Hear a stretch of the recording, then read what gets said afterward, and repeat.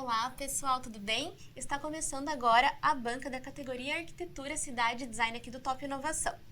Então, boas-vindas aí aos próximos candidatos, quem está acompanhando a gente para assistir. Estão compondo a banca aqui comigo o professor Norimar Ferraro, que ele é professor e coordenador da graduação ali na Uninter, e a professora Charlize Mint, que ela é professora tutora ali também na Uninter. Sejam bem-vindos, professores. Obrigada, professora. Obrigado. Bom, então, relembrando, né, o candidato aí, vocês vão ter 8 minutos para apresentação.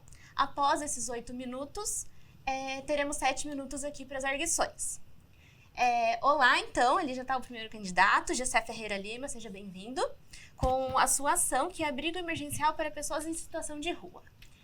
Gessé, você pode acompanhar ali em cima da tela, tem o tempo para você acompanhar o seu limite de apresentação. E lembrando só que você tem que, quando for para passar os slides, você avisa, tá bom? Que o pessoal aqui da produção passa para você. Pode iniciar, então. Ok. Então, bom dia, pessoal.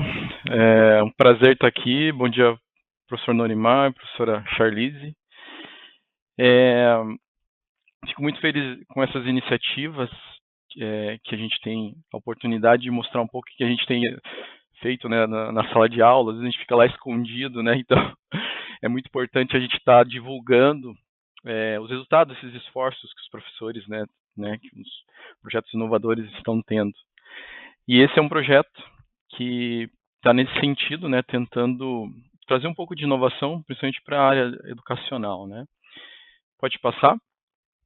Esse projeto ele começou lá em finalzinho de 2018, quando um grupo de estudantes lá da escola ficou muito sensibilizado com a morte de uma pessoa em situação de rua causada pelo frio, né? Então, isso deixou eles bastante tocados e eles me procuraram e falaram: a gente quer fazer alguma coisa, a gente quer ajudar. Então, a gente começou a fazer algumas pesquisas, né? Buscar mais informações. Até naquela época a gente tinha em torno de 2.000 pessoas nessa situação em Curitiba, mas depois veio a pandemia e a última atualização até me deixou espantado, esse número já está quase em torno de 4.000 pessoas. Então, é uma situação que ela é recorrente, ela é um desafio e a cada ano as coisas estão mais difíceis, né? Então, a gente precisa discutir, trazer esse desafio e trazer ao público, né? Trazer ao debate, trazer à sala de aula e buscar inovação para a gente poder, de alguma maneira, tentar aliviar a dor dessas pessoas, né? Porque não é uma situação fácil, né? Você está vulnerável, né? Principalmente as questões de temperatura na nossa cidade, né? Pode passar.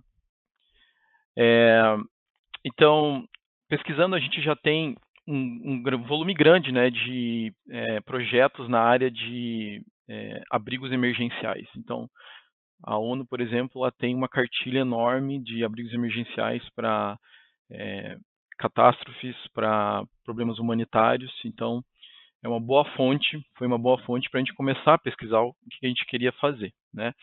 E a ideia inicial foi essa, que a gente criasse algo, como se fosse uma barraquinha, né, que a pessoa monta e desmonta, consegue carregar, e ao mesmo tempo tem essa proteção para ela contra questões de chuva, de frio e tudo mais. E nesse sentido, a gente começou a tentar buscar novos materiais que a gente poderia usar nessa estrutura.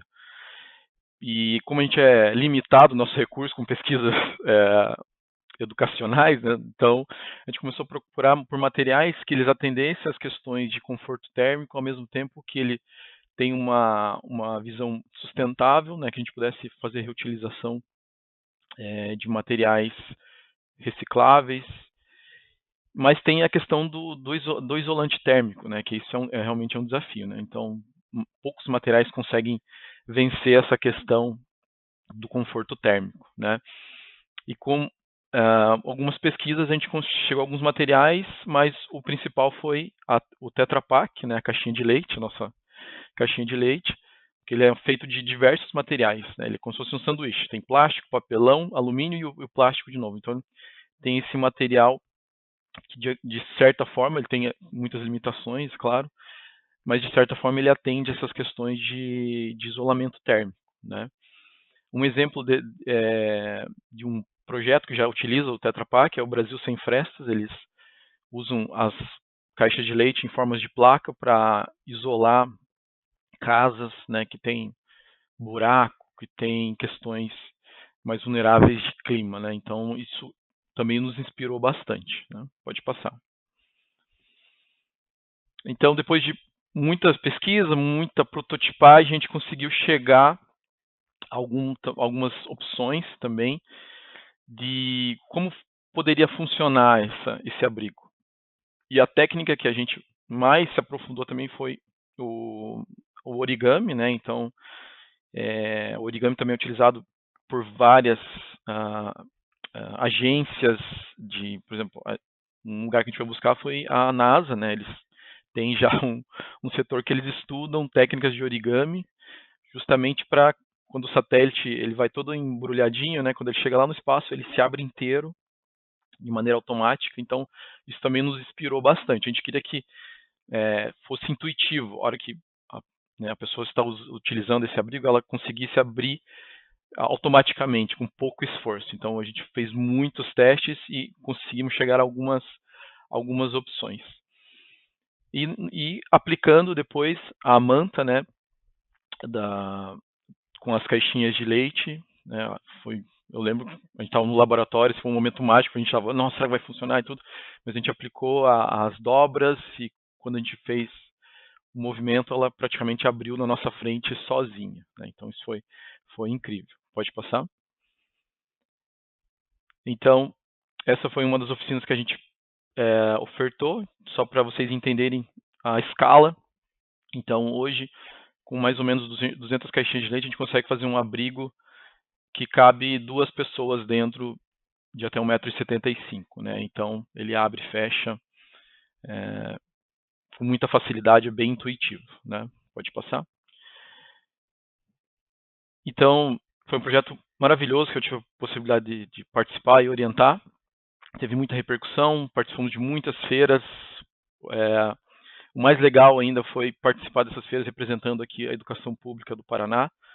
As maiores feiras no Brasil a gente conseguiu uma boa visibilidade, algumas premiações. Essa aqui, por exemplo, é uma feira que acontece em Foz do Iguaçu, uma feira internacional. Os meninos conseguiram a primeira colocação no projeto de Ciências Sociais Aplicadas. Isso levou eles a outras feiras na Argentina, na Turquia, em outros lugares também. Então, do ponto de vista de metodologia de educação também, isso é muito legal, porque eles participaram do começo, né, de você trazer as inferências para um projeto até você divulgar as suas ideias. Pode passar. Então, foi um projeto do ponto de vista educacional completo, porque ele começou lá dentro da sala de aula até o momento deles levarem a público essas ideias e receberem críticas construtivas e também né, e críticas não tão boas assim, né? Então isso faz parte do desenvolvimento educacional do aluno, que foi maravilhoso, maravilhoso. Então teve uma repercussão muito grande. Essa foi uma das reportagens que eles participaram, mas também eles participaram da Razões para Acreditar, que é uma plataforma que tem milhões de seguidores. Pode passar. Agora, do ponto de vista da produção, ela é muito simples, a gente precisa de poucas coisas. Caixinha de leite, um ferro de passar roupa, tecido, pode passar. E aí você vai recortar, limpar, sobrepor as placas e fixar elas com um ferro de passar roupa. Pode passar. Pode passar. Pode passar. E aí, aplicando as dobras, a gente tem essa fórmula. A gente consegue fazer as dobras de maneira que ela consiga se montar praticamente sozinha. Então a ideia hoje é que a gente divulgue esse projeto, que as pessoas aprendam, melhorem e continuem levando à frente esse debate da questão das pessoas na situação de rua. O produto, a gente ficou muito feliz que ficou muito bom, mas também a gente ficou feliz com todo o engajamento que os estudantes tiveram, que a sociedade está tendo em torno desse projeto. Muito obrigada pela sua apresentação, Gessé. Eu passo a palavra aqui à banca. Eu fiquei com uma dúvida ali, Gessé. Vocês chegaram a aplicar esse projeto com os moradores, alguns moradores de rua em si? Não sei se a prefeitura permitiu esse tipo de aplicabilidade. É, obrigado pela pergunta, prof. Na verdade, assim, as únicas pessoas que experimentaram o projeto agora foram os próprios alunos, alguns deles até passaram algumas noites na quintal de casa, né, com chuva, experimentando. E o próximo passo que a gente teria seria realmente implementar ele, mas a gente teve um certo receio porque a gente não queria que tivesse um mau uso. Então, a primeira pessoa que a gente procurou foi realmente a prefeitura, mas infelizmente eles não quiseram nem nos ouvir porque eles já têm abrigos na cidade que, conforme eles relatam, é o suficiente para atender todas as pessoas em situação de rua. Então, eles falaram que esse projeto de alguma forma seria um incentivo para as pessoas permanecerem na rua, e o que não é verdade. A gente não quer que ninguém permaneça na rua, quer que tenha um pouco mais de conforto ali naquela situação difícil. Então, outro caminho possível seria buscar ONGs que já trabalham com esse tipo de situação, né, que distribuem alimento. E teve um padre de uma igreja que ele empresta o quintal da igreja à noite, e a gente tinha conversado com ele que de repente ele poderia ter acesso aos abrigos, emprestar para as pessoas e de manhã recolher. Então, a gente tem esse cuidado porque a gente sabe que esse público tem que ter tem que ter uma certa maneira de se tratar. Então, a gente não conseguiu alcançá-los, né? Mas a ideia é que a gente consiga fazer isso. Professor? Tudo bem, José. Obrigado por sua apresentação nesse tema bem relevante. Eu tenho, na verdade, duas questões para você. Uma questão técnica, né, e uma outra questão em relação à sustentabilidade econômica do teu projeto. Na questão técnica, você falou que são necessárias 200 caixas para fazer um abrigo. Eu queria saber, entender um pouco melhor como que essas caixas elas são abertas, elas são fixadas uma nas outras, né, para que você tenha aquela estrutura para duas pessoas. Certo? Esse seria o primeiro questionamento. E na questão da sustentabilidade econômica, eu queria que você falasse assim em relação a esse projeto, se você pensou, por exemplo, numa viabilidade econômica disso, se seriam necessários recursos para uma maior produção, né? Se esses recursos poderiam vir, digamos, do setor privado, do setor público. Como é que você imagina que esse teu projeto pudesse ser implantado numa escala maior? Obrigado pelas perguntas, professor. Sim, do ponto de vista da produção, ela é simples, né? Nós temos algumas etapas, que a primeira etapa, que é a mais importante, que é a coleta. Então, a gente foi legal experimentar essa questão da coleta, porque quando a gente começou a ganhar muita visibilidade, muita gente da região levou muita caixinha de leite lá na escola. Então, tinha uma hora que a gente não conseguia armazenar mais. E tem uma questão da limpeza, tinha que vir limpo, porque tem um mau cheiro, né? Se não passa uma água ali dentro, é um problema. Mas depois a gente conseguiu uma parceria com o Brasil Sem Frestas, então eles já tinham postos de coletas avançados do Tetra Pak, e eles já faziam a limpeza e o corte, ou seja, já vinha para a gente a caixinha de leite aberta. Então, isso já pulava uma grande etapa. E aí, como você faz isso? Você tem que pegar as placas do Tetra Pak e sobrepor elas, de maneira que você coloque um tecido depois e o ferro de passar roupa, então você segura ali 30, 40 segundos, as placas elas se soldam ali, não soltam. Então a gente também colocou numa posição que elas pudessem, por exemplo, ser mais resistentes à chuva, né? Então a chuva cai e as placas estão colocadas de maneira que a água vai escoar e não vai entrar dentro do abrigo, né? Então você faz essa sobreposição, né, dessas placas em torno de 200, 250, não importa o tamanho das caixinhas, porque a proporção que a gente conseguiu chegar nas dobras do origami, ela pode ser aplicada em diferentes tamanhos de mantas, né, que a gente tem chamado. Quando a gente tem as 200 placas todas coladas, a gente chama ela de manta. Então não é um problema. Então é bem simples. A única coisa que a gente gastava era o recurso, era a energia do ferro, né, de passar roupa ali. É claro que uma tesoura, uma canetinha, uma coisa para marcar, uma régua, né. Então, um baixíssimo custo de produção. A única coisa que precisa realmente é mão de obra, né. que era uma etapa que a gente ia avançar com as oficinas. A gente estava já nesse sentido, no momento de oficinas, mas veio a pandemia, né? E a gente teve que parar e por outras questões a gente continua agora apenas divulgando, né? Mas a ideia é que as pessoas aprendam e façam por si mesmas. Em relação à escalabilidade, né, do projeto, realmente a gente pensou em várias maneiras, inclusive a gente conversou com algumas incubadoras e muitas ficaram interessadas, mas também foi um momento do final da pandemia, a gente teve algumas reuniões e a ideia é que a gente conseguisse recurso através de startups, de uma startup ou de uma incubadora que a gente tinha algumas propostas já, tanto aqui em Curitiba quanto no interior do Paraná, justamente para que a gente pudesse fazer, né, e melhorar a técnica de produção para aumentar a escala de produção, mas a gente teria que ter investimentos, porque tudo foi muito experimental, né? Então, até quando a gente ia apresentar o projeto, as coisas, a gente precisava de treinamento, a gente precisava de mais conhecimento, né? De como sensibilizar as pessoas para esse tipo de projeto. Então, tudo isso através de uma incubadora seria muito interessante, mas não avançou, né? Depois da pandemia, a gente não avançou nesse sentido, mas poderia ser um caminho. Se eu puder fazer mais uma pergunta na questão técnica, Gessé, queria que você me esclarecesse, até se possível com o uso das imagens, porque eu entendi que é uma cobertura, certo? O morador ele tem uma base para ele deitar em cima desse material? Como é que vocês pensaram a relação do isolamento com o chão, né? Assim, com o piso? Só um momento, pode... Gessé. O nosso tempo ali da erguição já terminou, então se você puder responder de uma forma bem breve.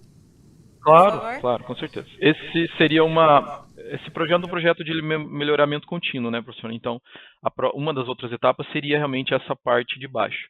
Só que a gente pesquisando, a dobra da cobertura, ela é de um tipo, e a dobra que teria que ter embaixo seria de outro. Então, são dobras de origami diferentes. Então, a gente já encontrou a dobra que seria no chão para fazer isolamento, mas ainda a gente estava evoluindo na questão de conectar essas dobras diferentes, né? Ok, obrigado. Muito obrigada pela sua apresentação. Desejo uma boa sorte para você e vamos iniciar agora então a próxima banca com a próxima candidata. A candidata então agora é Luiz Andreasa Bussi, com a sua ação de revitalização em comunidade.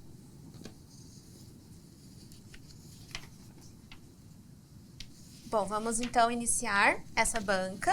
Desejo boas-vindas à candidata, boas-vindas a quem está acompanhando a gente. Reforço então que a banca aqui hoje está composta por mim, professora Andressa, professor Norimar Ferraro, coordenador da graduação de arquitetura na Uninter, e a professora Charlize Minty, coordenadora, professora tutora da pós em arquitetura aqui na Uninter também. Luíse, seja bem-vinda. Você vai ter 8 minutos para sua apresentação, que você pode acompanhar no reloginho que tem ali em cima da tela. E após isso, teremos 7 minutos do tempo ali para nossa erguição. Lembrando que, ao passar os slides, você tem que sinalizar que o pessoal aqui da produção passa para você, tá bom? Então, pode iniciar sua banca. Bom dia, né? Vocês me ouvem bem? Eu acho que está fazendo um pouquinho de eco. Eu gostaria de agradecer a oportunidade, né, de estar aqui representando esse projeto, que é um projeto muito especial, que a gente participa, e agradecendo a oportunidade, né, da Uninter de mostrar iniciativas inovadoras. Pode passar. Eu represento a Obra Nossa, né, que é a nossa associação sem fins lucrativos, pode passar, cujo objetivo é realmente transformar e empoderar comunidades vulneráveis por meio da arquitetura, porque a maioria de nós associados, diretores, né, e voluntários, somos do meio da arquitetura e da construção. Então, a gente tem como esse objetivo ir construindo espaços dignos que contribuem para a equidade social e sustentabilidade. Pode passar, por gentileza? Isso a gente visa, né, atender a alguns dos objetivos do desenvolvimento sustentável, que também é uma das exigências do prêmio. Principalmente no começo da nossa atuação, a gente vai atender a alguns objetivos E agora, né, mais recentemente, estamos conseguindo atender a outros objetivos que eu vou explicar no contexto. Por favor, a próxima. A nossa ação começou exatamente na pandemia, quando nós vimos que o estado de vulnerabilidade das famílias, que já era precário, ia aumentar ainda mais. Então, nós nos mobilizamos em equipes, né? E para um primeiro atendimento do objetivo 2, né, de erradicação da fome, que era a distribuição de cestas básicas. Então, toda semana nós tínhamos captação de recursos, triagem das comunidades, o processo de compras, né, orçamentação, compras, o processo logístico e as entregas semanais que normalmente aconteciam nos sábados. Isso dava um total de mais ou menos 1.000 cestas básicas por semana, e a gente tinha uma lista de aproximadamente 120 comunidades para serem atendidas, o que deu, no final ali do ano 2020, 2021, um aproximado de 14.000 toneladas de alimentos, né, atingindo os objetivos 2, 6 e 10. Por gentileza, a próxima. Então, aqui são algumas imagens da entrega de cestas, pode passar. Pode passar mais uma vez. E nessa entrega de cestas, a gente tomou conhecimento de uma comunidade chamada Vila Harmonia, que fica na região SIC, né, na regional SIC de Curitiba, onde a gente viu que o estado de vulnerabilidade e precariedade, principalmente das instalações, era muito grande. E a gente começou a ver que assim, o esgoto ficava a céu aberto, as crianças brincavam naquele ambiente insalubre, e a gente ficou muito impactado com essa situação. Pode passar, por gentileza.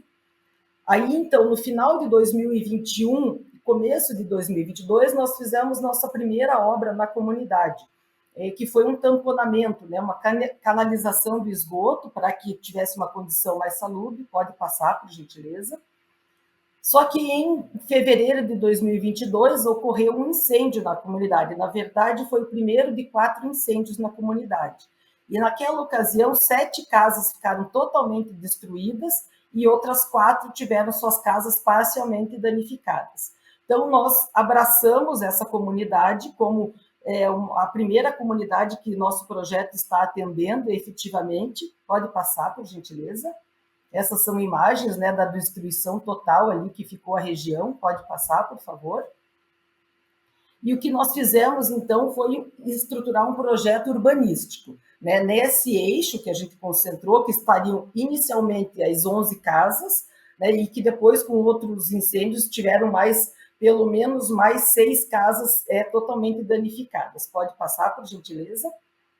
Então, a gente fez esse projeto de revitalização das novas casas, pavimentação, iluminação, paisagismo e pintura. Pode passar. E como que a gente faz isso? A gente faz várias ações para a captação de recursos, com palestras, bazares, leilões de vinho, que nos dão o subsídio para fazer essas compras, que a gente já fez, inclusive, né? Dessas residências e de todas essas benfeitorias. Pode passar, por gentileza.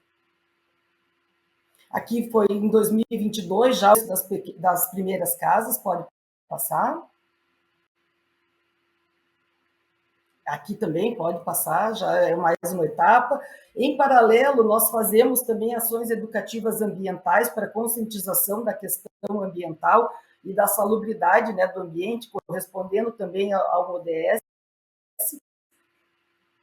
E mais recentemente, agora, em 2023, 2024, a gente já está com um processo das casas, né, já estão, a maioria delas, todas foram entregues desse eixo que a gente fez o projeto, com os nossos recursos próprios, né, que a gente fez através das captações. Já implantamos a pavimentação, iluminação, o paisagismo, e estamos numa fase de pintura. Pode passar, por ali essa parte dos canteiros, né, a pavimentação, pode passar. Aqui já mostrando um pouquinho mais, né, da abrangência ali da pavimentação, pode passar, por gentileza. Mais uma área, a gente fez uma demarcação de lotes. Aqui uma questão da iluminação à noite, que isso deu muito mais segurança e salubridade para o ambiente. Pode passar, por gentileza. aqui também, né, a questão das casas, são casas de madeira reflorestada com a parte dos banheiros, né, em alvenaria, pode passar. Aqui também mais os caminhos, né, que a gente teria, antes eram praticamente, era esgoto a céu aberto e barro, né, a gente pavimentando dá uma outra condição para essa comunidade. Pode passar, por gentileza. Agora a gente está em fase de reboco e pintura das casas, fora as que foram atingidas, as casas do entorno, né, para uma requalificação maior desse ambiente. Pode passar, por gentileza. Dando mais identidade, né, e também para os moradores. A gente sugeriu uma cartela de cores e cada um escolhe a cor da sua casa, para que não seja um conjunto habitacional padronizado, né, uma coisa imposta. Pode passar, por gentileza? Pode passar. Aqui agora a gente está envolvendo outras 4 casas, que também a gente viu que estavam em condições precárias. Pode passar, por gentileza. E ao total, então, já temos 16 casas construídas, 14 reformadas, 2 ações de limpeza, a implantação do projeto de pintura, paisagismo, pavimentação e iluminação, mais de 70 famílias atendidas diretamente, só dessa comunidade mais de 300 pessoas beneficiadas, um investimento que nós captamos, mais de 750 mil investimentos sociais. Isso pode passar, por favor? Seguimos, né? Esse é o nosso grupo, com alguns moradores, porque a próxima etapa é a construção de um centro comunitário que nós já estamos em vias de projeto para a execução. Então, com isso, eu concluo, né, a apresentação do nosso projeto e agradeço a oportunidade. Obrigada pela sua apresentação. E eu passo, então, agora a palavra à banca. Professor Norimar? Tudo bem, então, obrigado, Luiz, pela apresentação. Eu tenho uma questão em relação à mão de obra, né? Eu gostaria de saber se ela é feita tipo mutirão, com os moradores construindo as suas próprias casas, né? E no caso, se sim, existe uma capacitação para esses moradores, para essa construção. Como é que funciona isso?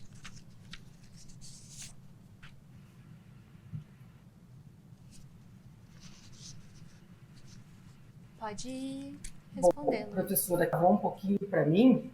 Eu posso repetir? Não sei se travou um pouquinho, eu vou tentar responder brevemente. O que acontece? A gente percebeu o seguinte, a gente tem programas, como o programa de ações ambientais, que sim, a gente faz um mutirão com os moradores. A gente desenvolveu umas cartilhas educativas, e com essas cartilhas a gente explica e faz essa ação com os moradores. A gente, assim, como a associação, foco no empoderamento da comunidade. A parte de capacitação para cursos, para que os moradores possam vir, digamos, serem treinados para ter um ofício, seja um ofício principalmente voltado à construção, a gente espera que seja implantado quando eles tiverem um centro comunitário, né? Porque precisa de um local acontecer essas ações. A gente optou por contratar, terceirizar a mão de obra, porque tinha muito problema na comunidade, isso contado por eles, que contratavam uma mão de obra e acabavam sendo largados. Então, a gente não teria controle e não teria como cumprir com a nossa palavra de entrega, né? Se a gente dependesse de uma mão de obra que não se comprometesse. E, apesar das casas serem bastante simples, também a gente não tem a mão de obra para capacitação, né? Então, a gente tem, resumindo assim, de uma forma mais objetiva, a construção das casas é feita com mão de obra que nós contratamos. O restante da nossa associação é totalmente voluntário, mas a mão de obra de construção, de pintura, isso é feito por empresa que a gente contrata. O próximo passo, né, que a gente almeja nessa comunidade entendo o centro comunitário, até que outras organizações possam dar treinamentos e cursos de capacitação para empoderamento. Professora Charlize? Eu tenho uma dúvida em questão da expansão desse projeto. Se vocês têm a intenção de trabalhar somente nessa comunidade ou vocês têm a intenção de expandir esse projeto no futuro para outras comunidades e talvez como é a interação também dos órgãos públicos em relação a isso, se eles veem como tem algum empecilho ou não para essa expansão. Então, professora, respondendo, sim, nós já estamos em vias essa comunidade, a gente fala que a comunidade que nos escolheu, né, por conta da situação do fogo, principalmente, né, que foi uma ação emergencial que a gente precisou atender, a gente diz que ela nos escolheu. Então, a gente fez durante esses 2 anos, né, o processo de reconstrução das casas atingidas, que na verdade não foi por uma, mas foram por 4 incêndios. E a gente, durante esse processo em que estavam sendo executadas as casas, a gente fez uma pesquisa, né, de campo e entendeu com os moradores que eles precisavam e eles gostariam do centro comunitário. Então, o desenho da nossa atuação enquanto associação está, agora a gente já entregou as casas, o próximo passo é entregar o centro comunitário e, a partir disso, buscar outras comunidades. Aí, em questão aos órgãos públicos, existe uma situação bastante delicada, porque são comunidades, essa comunidade é uma comunidade irregular, né, na questão fundiária, porém, ela está em processo de REURB. Então, a gente optou por atendê-la, por saber que ela, ela está assim, entre a irregularidade e a um passo de tornar-se regular. Então, a gente procurou fazer essa atuação junto a essas comunidades que têm a perspectiva, né, desse processo de REURB. Porque, do contrário, a gente fazendo pesquisas nas outras comunidades, nas regionais de Curitiba, que são 10 regionais, 10 ou 12 regionais, que é Curitiba, a FAS distribui Curitiba, a gente percebeu que as comunidades regulares, né, que estão regularizadas, elas já estão numa condição mais avançada, né, de infraestrutura. E, infelizmente, as que mais precisam são as que são irregulares. E aí a gente, para não, apoiar uma construção irregular, né, não fomentar isso, a gente procura atender essas comunidades que estão em processo de REURB, para que durante esse processo elas tenham melhores condições. Né? Mas a gente faz um contato com a regional SIC, no caso, né, da Vila Harmonia, é a regional que compreende a comunidade. Eles tentam atender a comunidade por meio do CRAS, etc., mas, basicamente, a ajuda que a comunidade tem é, de iniciativas como a nossa. Assim.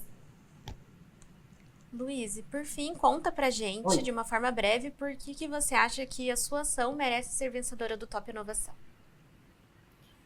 Olha, Andressa, é um projeto que nós temos muito carinho, assim, sabe? Porque foi uma união que a gente conseguiu. Até então não existia essa união entre profissionais de arquitetura, design, engenharia, a questão dos lojistas, principalmente das áreas de decoração, e o poder público também, que de certa forma nos indica, né, nos chama para atender as comunidades, e o próprio contato e a própria resolução de um dos problemas, que não é um problema de Curitiba, do Estado, é um problema nacional, que é o déficit habitacional. Desculpa, deu um trava-língua. Então, esse projeto é uma iniciativa bastante inovadora e autossustentável, porque nós vamos atrás dos recursos, mobilizamos nossa rede de contato, não dependemos do investimento público, né, a menos que sejam por doações. Então, a gente realmente se comprometeu e consegue entregar para o morador essa casa com mais qualidade. Ok. Agradeço a sua explanação e te desejo também boa sorte. Agora, a gente vai para o nosso próximo candidato.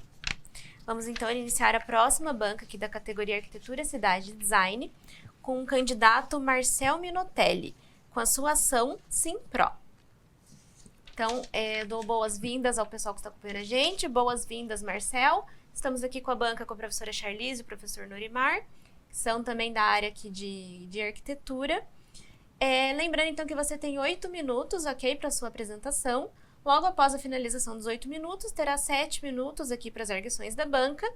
E eu lembro você também de sinalizar, por gentileza, quando for para passar os slides que a produção aqui passa, certo? Tudo bem, tudo bem. Então, já está iniciando a sua banca, pode começar. Primeiramente, agradecer a oportunidade, né, de apresentar em nome da equipe do Simpro, tá aqui na premiação Top Uninter. Próximo slide. Falar um pouquinho sobre mim, né, sou programador, engenheiro formado aqui pela Uninter e empreendedor há mais de 12 anos. Tem uma integradora chamada Cilis, onde a gente desenvolveu o Simpro, que é o produto hoje que a gente vai apresentar. Próximo, por favor. Então, a ideia do Simpro é realmente levar a eficiência na comunicação do transporte metroferroviário, né? Eu vou explicar mais. Pode ir para o próximo slide, por favor. O Simpro, como ele nasceu, né? Ele nasceu de um projeto de modernização do sistema de sonorização das estações do VLT de Santos, onde a gente fez pela nossa empresa a modernização do sistema para um sistema de áudio IP. E na implementação do projeto a gente viu que tinha o software que fazia a gestão do áudio, mas ele era muito simples. E o cliente acabava criando áudios longos, reproduzindo em loop, e a gente falou, acho que a gente consegue fazer algo melhor. Inicialmente a gente desenvolveu um produto que já é a base do Simpro, que fazia a gestão da programação de vídeo e áudios. Próximo, por favor. E o Simpro, a partir daí, nasceu. Então, primeiro, fazendo a gestão do sistema de sonorização. Posteriormente, o próprio cliente tinha os painéis de mensagem variável, esses painéis de LED, de texto. Nós integramos eles. Posteriormente, fizemos a integração com sistemas de vídeo, monitores, onde pode ser enviado vídeo, imagens ou conteúdo dinâmico, como tempo de chegada do trem ou o mapa de estações, né? Integração com sistemas IoT. Então, um Strobel, isso aqui que é um sinalizador, e nossa interface para o operador. Próximo, por favor. Aqui a gente vai demonstrar um vídeo onde ele simula as portas fechando. O Simpro também hoje pode ser executado dentro dos veículos. Por favor, pode rodar o vídeo? Atenção passageiros. Portas fechando. Por favor, mantenha distância. Attention passengers. Door is closing. Please stand back. Atención pasajeros. Puertas cerrando. Por favor, mantén la distancia. Perfeito. Então, o que é interessante, né? O sistema de telemetria do trem pode enviar o aviso do evento de portas fechando e a gente consegue trabalhar de forma síncrona as mensagens, tanto nos painéis de LED, nos monitores, nos dispositivos IoT, no sistema de áudio, isso de forma unificada dentro da mesma plataforma, que é uma dificuldade hoje do setor. Próximo. Então, o Simpro é um software de gestão multimídia física, né? Ou chamado também, mas no setor de PIS e PA. PIS é Passenger Information System, ou PA, Public Address, que é o anúncios públicos, né? Então, a gente consegue fazer a comunicação audiovisual unificada, né? Envio de anúncios públicos diretamente pelo console, ou comunicação com interfonia também, que é interessante. Você pode ter interfones instalados nas estações e o operador consegue oferecer um suporte diretamente pela nossa aplicação. O nosso console, que ele tem os botões de acionamento rápido que o operador pode utilizar. Ele pode rodar tanto em um painel touch, num computador, quanto num aplicativo mobile, né? Integrações com sistemas externos, com diferentes protocolos que você pode utilizar, programação de agendamentos, vocalização de texto para voz. Então, você pode fazer a vocalização, arquitetura federada, multi-sites, que seria isso, você pode ter um centro de comando e instalações do Simpro separado em cada estação. Em caso de perda de comunicação da estação com o centro, a operação se mantém ativa. Então, isso é uma arquitetura federada de instalação. E o Simpro Onboard, que é o Simpro que roda dentro dos veículos. Então, você consegue ter uma gestão unificada das estações, da comunicação das estações e com os veículos também, né? Próximo a gente vai exibir um vídeo, que é o vídeo que faz um acionamento a partir do operador para um aviso de incêndio. Pode rodar, por favor.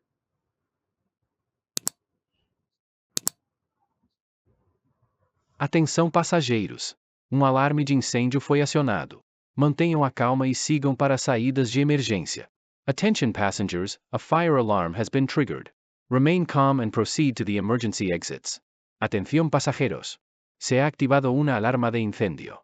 Por favor, mantengan la calma y diríjanse a las salidas de emergencia.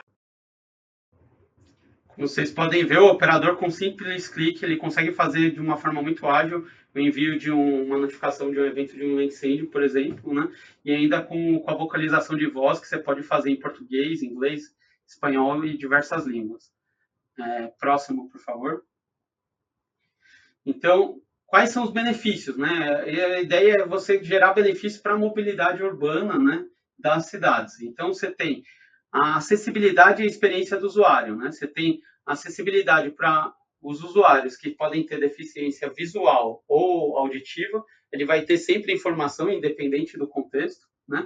E a experiência dos demais usuários é aprimorada, porque ele tem mais interfaces de interação com os passageiros, né? O tráfego otimizado, uma resposta rápida do operador para as estações melhora o tráfego das pessoas, né? E você consegue informá-las elas mais rápido de uma forma mais ágil. Isso é um ponto realmente muito positivo. E a parte sustentável, né? Que você, com painéis de mensagens variáveis ou monitores, você consegue ter informações dinâmicas e reduzindo ali emissão de cartazes e outros equipamentos, outras mídias, talvez você iria gastar fazendo impressão, por exemplo. Próximo, por favor. Então, nossos principais cases, né? Hoje o VLT de Santos, como a gente explicou no início, né? Tem ali algumas reportagens que saíram na mídia do nosso projeto. Ele hoje impacta mais de 7 milhões de pessoas por dia, por ano, por ano no sistema de VLT de Santos. Próximo, por favor.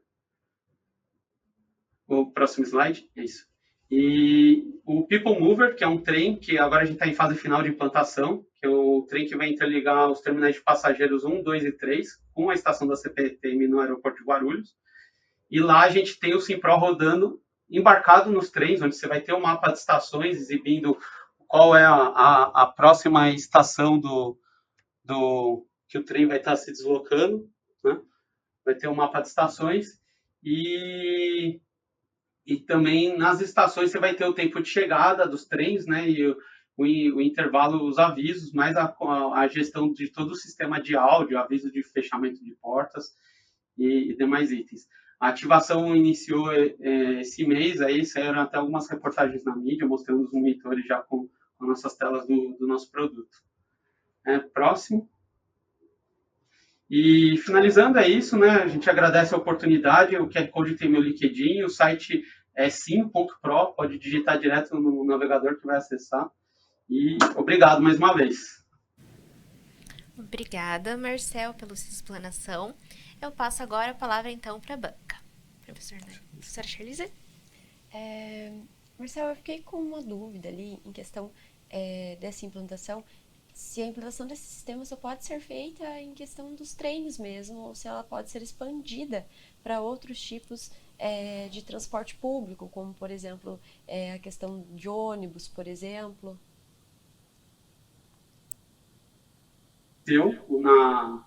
Na solução metroferroviária, né? Hoje é onde a gente dá maior foco, mas ele pode ser utilizado em aeroportos, pode ser utilizado em estações de ônibus. A gente está, inclusive, em conversa com um grupo de terminais de ônibus para implementar a solução. E futuramente até outros mercados, né? Como é uma comunicação audiovisual, você pode utilizar no futuro, talvez em hospitais, em escolas,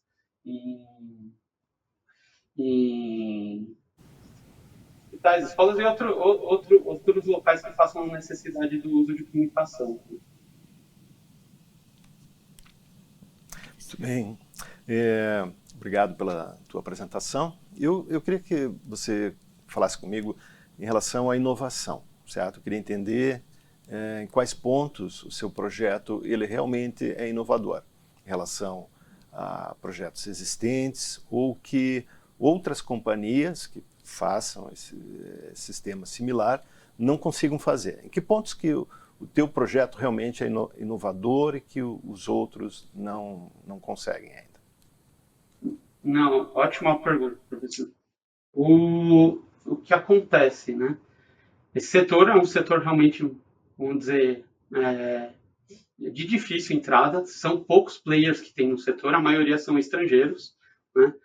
E são projetos muito customizados para o cliente. A gente está tentando desenvolver uma solução onde se torne um software de prateleira. Você tem duas situações, ou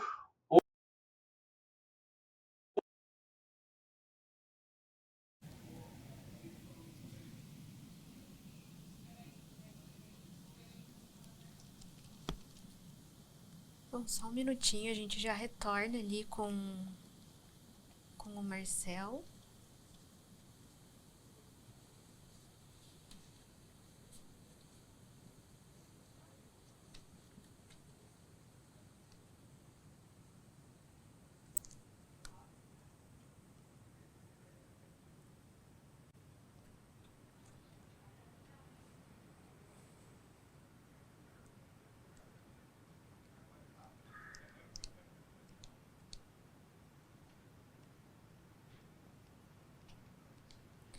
Bom, eu gostaria de usar esse momento, então, até o Marcel aqui retornar com a gente, né? Conversa um pouquinho, ia derrubar ali. Ok. Bom, então até a gente retornar aí com esse problema técnico, eu gostaria de falar um pouquinho para vocês aí que estão acompanhando a gente, né, que são, de repente, da área ou que conhecem alguém que tem um projeto dessa área. Então, aqui na nossa categoria Arquitetura, Cidade e Design, ela engloba vários setores, né? Até como a gente viu na apresentação, nas apresentações de hoje até então, setores que envolvem a cidade, que pode envolver paisagismo, a questão urbana, a questão de mobilidade, a questão de design, de arquitetura e várias outras questões. Então, convido vocês que estão acompanhando a gente para se inscreverem na próxima edição. O Marcel retornou, peço desculpas aí pelo contratempo aí, pessoal. Pode continuar, Marcel, respondendo a questão do professor, fique à vontade. Tá, perdão. Então, o que eu estava explicando é uma solução que a gente está trabalhando para transformar ela numa solução de prateleira, né? Um software onde outros integradores, né? Outros instaladores vão poder replicar isso em instalações, seja no Brasil ou no mundo, né?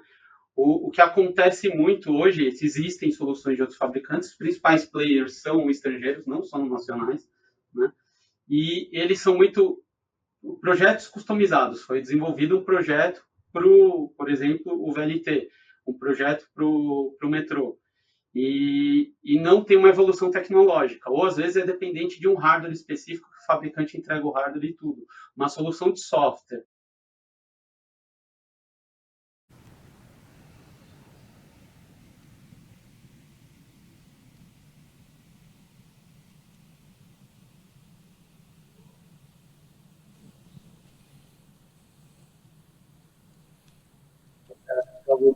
Oi, Marcel, retornou agora, deu uma travadinha, pode continuar.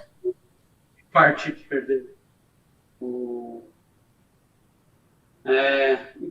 Então, voltando, a solução é uma solução de prateleira de software, onde vai permitir outros integradores e instaladores replicar a nossa solução como se fosse um software de prateleira, igual um Windows e um Office, que você pode replicar, né? Instaladores especializados, e a solução é limitada, porque tem muitos fabricantes que fabricam um sistema de mensageria em áudio ou vídeo, né, e são produtos apartados, ou os que têm integrados são produtos muito customizados para aquela instalação e que não tem uma evolução tecnológica. Foi instalado ali no metrô e há 30 anos é o mesmo sistema, por exemplo. Então, a ideia nossa é ter uma evolução tecnológica com um software de prateleira. Agora foi. Sim, deu para escutar. Marcel, eu gostaria de te perguntar por que você acredita que a sua ação Simpro deve ganhar o 4º Prêmio Top Inovação Uninter? Empreender no Brasil realmente é um grande desafio, né? Não é fácil. A gente ainda tendo concorrentes externos, né? É uma solução realmente bem diferente, bem robusta o que a gente está criando hoje, a gente confia nisso, né? E, assim, ficaria muito feliz de ter a oportunidade de ganhar o prêmio, ainda mais na instituição onde eu me formei, né? Então, acho que é um retorno aí, um reconhecimento do trabalho que a gente teve nos anos de estudo. E lógico, agradeço, até em nome de toda a equipe, não sou eu sozinho, a gente tem uma equipe por trás trabalhando em cima disso, transformando a solução em realidade, que espero que nos próximos anos, aí no próximo metrô, na próxima estação de trem, vocês possam estar recebendo informações mais precisas e ajude as pessoas aí a ter uma fluidez melhor, né, no tráfego, na mobilidade urbana, lógico, né? Esse é o nosso objetivo. Ainda temos mais um tempinho, professores. Alguém tem mais alguma questão rápida?